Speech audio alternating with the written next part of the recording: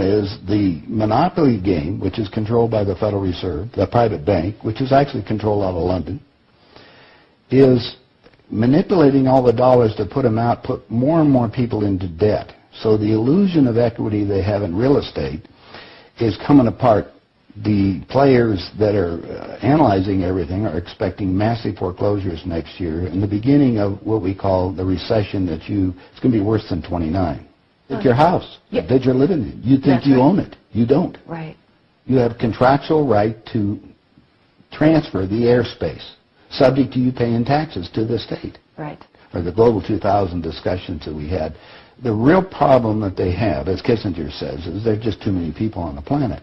And 40% of the world, 2 billion of us, exist on less than $2 a day. The summary of the Global 2000 report I put up on my website, nohoax.com, but if you look at it, it makes sense to get rid of people. So what they said, they're going to make godlike decisions on who lives and who dies. Now, obviously, some of the meetings we sat on, we were planning on using neutron bombs on the major cities, because that contains most of what they call... You actually heard this? I sat in on the meetings.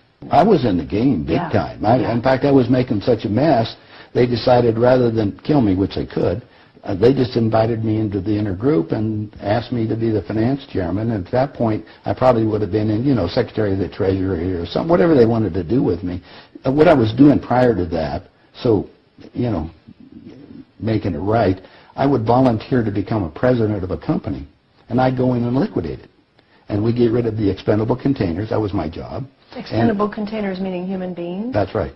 Yeah, it's amazing. That's that was the inside vernacular, wasn't it? Yeah. Oh, well, that's what we used at that time. I mean, it went from there to useless eaters today, so you're happy with it, you're a human resource. So, which, all you are is part of the commodity, even in the business sense. You look at it, you have a cost. Labor, what is labor? Yeah. Human resource. Right. When you're going to put together some kind of product. Well, the inside of the game, when we started to use neutron bombs, today they figure that biologicals are much cheaper. Mm-hmm. They're still planning on, the plan is to get a war started in the Middle East. And they're still planning on using a neutron bomb, or one of the bombs that they've got developed on Israel. Mm-hmm. And that's to begin World War III, which is all on the cards. And it's going to happen. They even put a monument up for this whole program. It's called the Georgia Guidestones. Outside of Atlanta, and they've got it all set down there. It's all in 8 languages. Basically, it's fait accompli as far as they're concerned. It's just to get the thing going in the Middle East, and it's not going fast enough. I mean, Carter put this thing in, so we have the Plan 2000, with the war starting in the year 2000 in the Middle East. Right. Reduce the population of the planet down to 500 million, had one world currency. Under the Homeland Security, or FEMA if you want to call it, they're going to declare an emergency, which are going to shut down everything. My friends, my CIA associates, I don't even call them friends anymore. CIA is crooks in action. Yeah. They're all professional liars. Yeah. I mean, they got to be if they have that job. Yeah.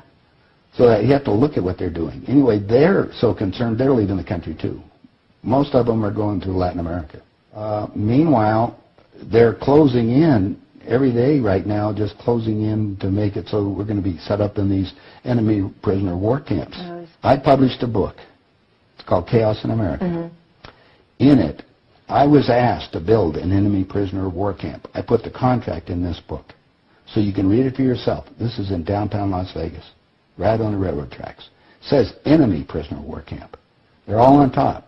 And they're building them all the way across the United States right now. Bush signed an executive order taking the old forts and the army places that we shut down to get those organized to hold the so-called dissidents. Now, what's the definition of a dissident? And the problem is that we're going to enslave ourselves, because most of the people want to keep having food coming in, and you're going to follow the line. You're just walking yourself into your own prison camp. Then we're going to come down to the extermination, just like World War II. Right. Well, Phil and I have lectured together. I know Phil Snyder. He's dead now. Yeah, I know he's dead. And so what about what he was saying about the number of bases at that time? I think it was 129 bases before he died. Underground had already been built. Is that all for the elite? Yeah. Really? What are they going to do with the rest of the people? They just get rid of them, leave them above ground and be radiated. Now, my son happens to be a nuclear physicist. Mm-hmm. Spent the last 3.5 years in a secret city in Russia. They're about 12 years ahead of us. They have 22,000 nuclear warheads. And, of course, we're the target. The Soviets had 3 nuclear submarines on the west coast and 3 on the east coast. They're about 2 football fields in length, 5 stories tall, and they all are nuclear power and aimed at our major cities. West Coast gone. Well, because the plan is the northern hemisphere is where they're going to release the nuclear bombs, and the theory was that the winds from the North Pole that are coming down, because that's increasing drastically, will go to the equator, and there will be very little spillover because of the reverse of the winds, because of the southern hemisphere. Okay. So therefore, the nuclear radiation here will be a lot more than the southern hemisphere. And this is a fait accompli, you believe? Oh, they think so. Oh, yeah, they think they've won. That's the reason why they don't bother about me talking about it. They don't care whether you know or not. What are you going to do about it? And you have no idea what China is until you go over there for yourself. With 1,300,000,000. You understand? Almost, well, a little over 4 times our population. Right. It's, you know, I spent some time over there and I had some government friends. They think what they're going to do is let the West go have its fight. And then they want to clean up. They say it's been 5,000 years. We want to run the world when we get through. And what they're doing? Acquiring all the assets. They figure that Canada and the United States, the property there will, the food growing areas will be enough to take care of their people. And that's what they're looking at. Why are they? I mean, they bought so oil. the U.S. will become a resource.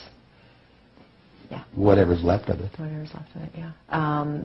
You seem to be in a unique position to be able to put a fair amount of this together, which is quite interesting. Well, I walk my talk. I played the game. You played the game. You know one level of it. And I know. I used to play around with the world leaders, so I know what they're planning on doing. What change of heart? What happened in you that made you decide to share this information that happens at the inside levels?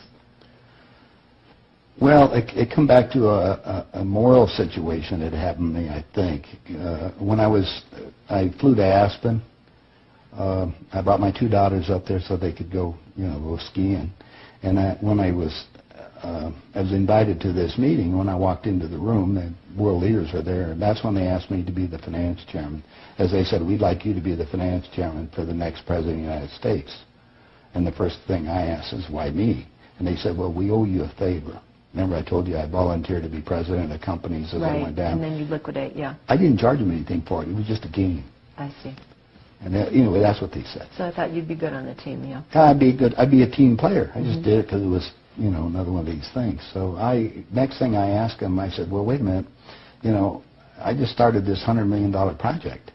And they said, don't worry about it. We'll put it on ice. And I said, okay, who with? And I said, well, you can do that. Then I said the next thing was, who is going to be the next president? Now, this is 2 years before he became president. Right. They said Jimmy Carter. And I said, Jimmy who?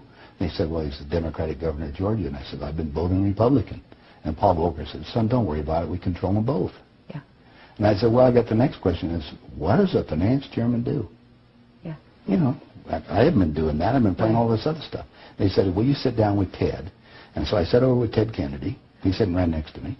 And Ted and I are, he's just joking. He said, George, you're going to love this job. You're really good with money. We're going to send you out to all the state Democratic functions to raise money for the National Democratic Party.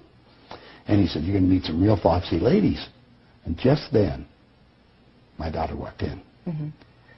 Ted looked at me and he says, wow, I want to go to bed with that. I says, no, you don't, Ted. That's my daughter, and she's 14. And his response to me was, I don't care. I was livid. I really didn't know what to do. So it was that moment, well, wait a minute. Insult. That was part of it. Yeah. I got up, I walked across the room. Yeah. I then talked to Pierre Trudeau and his wife, who was the Prime Minister of Canada at that time. And I'm sitting in front of them was a little half cigar box full of white powder. And then I'm looking around the rest of the room. I said, my God, something hit me at that point. If the world leaders have to resort to this, I don't think I want to be part of this thing. I mean, even to the position, even to the pollution and getting everything else they're talking about, getting rid of all the other people. I mean, I was raised in a packing house and slaughtering animals, and you get to the point where people are just animals at that level. And then I found out a little bit more about the details of the Plan 2000, of the annihilation of the entire planet. I said, I got to stop these people. There's something there. I mean, they got to be stopped.